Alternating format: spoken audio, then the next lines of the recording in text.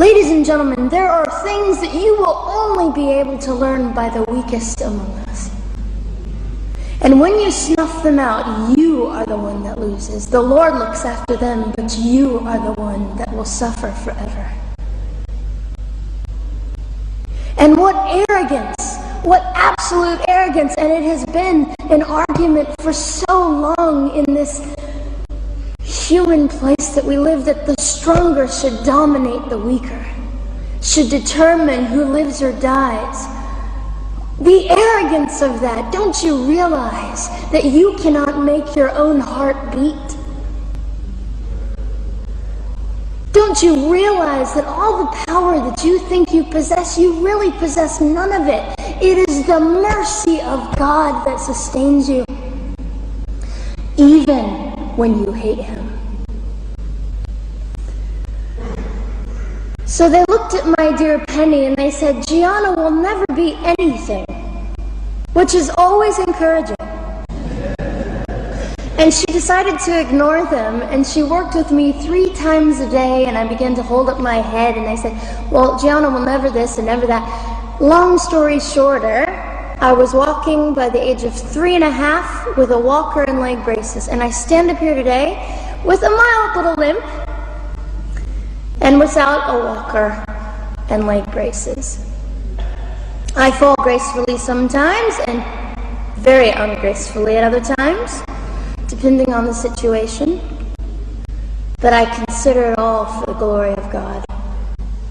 You see, ladies and gentlemen, I am weaker than most of you, but this is my sermon.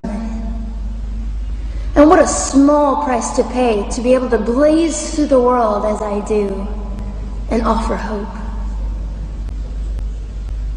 And I think in our misunderstanding of the way things work, we misunderstand how beautiful suffering can be. I don't willingly sign up for it, but when it comes, we forget that God is in control, and God has a way of making the most miserable thing beautiful.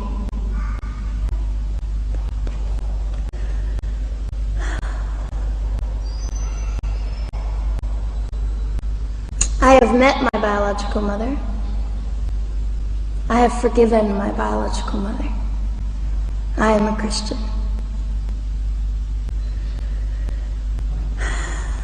She's a very broken woman. She came to an event I was having 2 years ago, showed up unannounced, and said, hello, I'm your mother. And it was a very difficult day.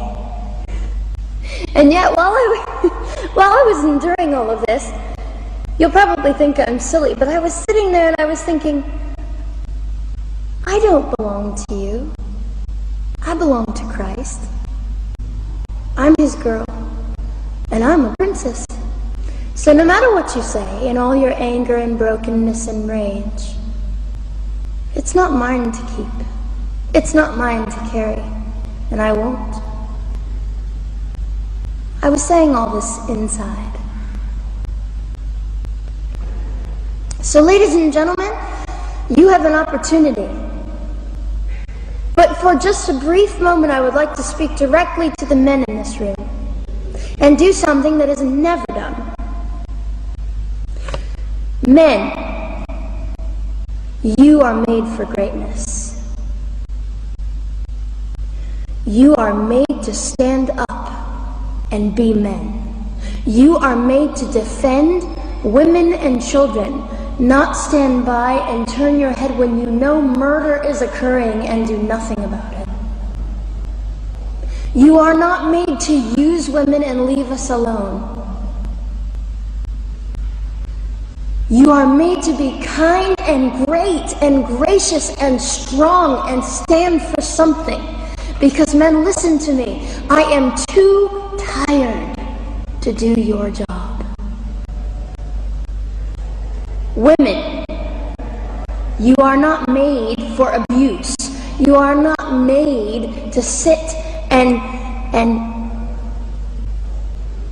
not know your worth and your value.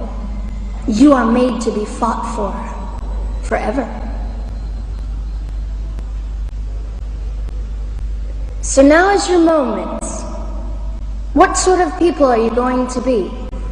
I trust incredible. I trust, men, you will rise to the occasion. To the politicians listening, particularly to the men, I would say this: you are made for greatness, set your politics aside. You are made to defend what is right and good. This fiery young girl will stand here and say, now's your moment. What sort of man do you want to be? A man obsessed with your own glory, or a man obsessed with the glory of God?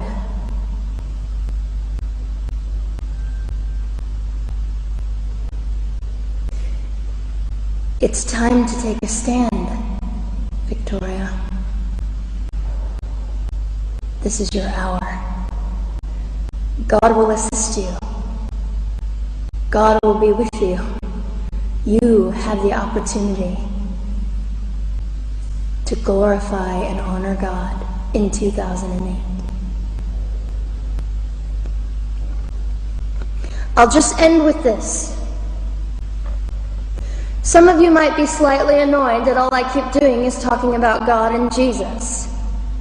But how on earth can I walk about limping through this world and not give all my heart and mind and soul and strength to the Christ who gave me life?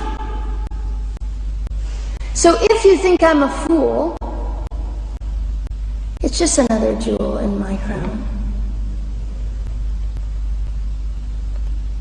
My whole intent in living here is to make God smile. I hope some of this made sense. It just came from my heart. God bless and keep you. Creio que Deus falou tanto com você nesse testemunho. Eu sei que a esperança pode novamente brotar no seu coração. Quantas vidas estariam hoje sendo testemunhas tão gloriosas e que foram destruídas antes que pudessem ver a luz do sol. Mas eu sei que um exército de Deus tem se levantado. E principalmente aqui em Belo Horizonte, temos visto em tão pouco tempo mais de 200 mães que iriam abortar tiveram seus filhos. Como é tão lindo podermos ver a intervenção do Senhor. Quem sabe você é alguém que já fez aborto e hoje, por causa da culpa, você vai sendo carcomido, destruída e pouco a pouco parece que toda alegria tem desaparecido do seu viver. Mas é tão bom saber que há perdão em Cristo Jesus, que existe a esperança em Cristo. Foi por você também que Ele derramou o seu sangue para que a sua vida pudesse ter um recomeço. Ou você, que está grávida, há uma situação delicada, talvez ninguém esteja sabendo, nem seus pais, situação assim que você acha que a única porta aberta vai ser exatamente a prática do aborto. Hoje, você ouviu esse testemunho e eu oro para que você possa realmente tomar uma decisão. Estamos aqui em Belo Horizonte para ajudar você. Como estamos vendo em tantos lugares, vidas não apenas sendo restauradas pelo poder do Senhor, mas pela misericórdia dEle. E você poderá experimentar também esta graça. Nós estamos aqui prontos para ajudar você, para ouvir você, para acolher você, para que essa criança que está aí no seu ventre realmente possa vir a ser aquilo que Deus sonhou. Como diz aqui o texto, os meus ossos não te foram encobertos, quando no oculto fui formado e entretecido como nas profundezas da terra. Salmo 139, o verso 16, continua dizendo, os teus olhos me viram a substância ainda informe, e no teu livro foram escritos todos os meus dias, cada um deles escrito e determinado, quando nenhum deles havia ainda. Você pode, essa criança que está aí no seu ventre, ver ainda o cumprimento das promessas de Deus para ela, e poder ver a alegria, e poder ver, sentir e experimentar a própria beleza da vida. ligue para nós. O nosso telefone aqui em Belo Horizonte é 031. Você pode ligar para 2551 8525.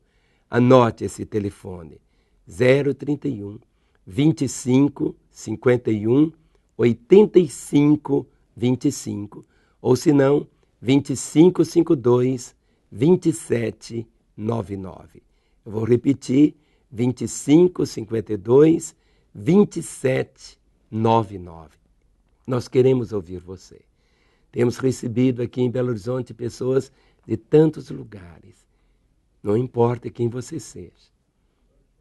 A única coisa que eu sei é que Deus tem um plano maravilhoso para a sua vida e para essa criança que está aí no seu ventre. Ela será motivo de muita alegria, não apenas para você, mas muita alegria para o próprio coração de Deus, o nosso Pai. Nós aqui queremos ajudar você, queremos estar ao seu lado. Se precisar, queremos abrigar você até que essa criança nasça e você possa ver nela a beleza do Senhor e o cumprimento do sonho que Ele tem para a sua vida. Nunca mais permita que no seu coração haja este sentimento, esta direção de abortar. Mas, ao contrário, Deus é o Deus da vida. E a nossa história, ela é marcada pelos recomeços. E eu sei que para você um novo recomeço brota. E eu sei que o plano de Deus irá se cumprir em plenitude na sua vida. Que o Senhor te abençoe abundantemente. Amém.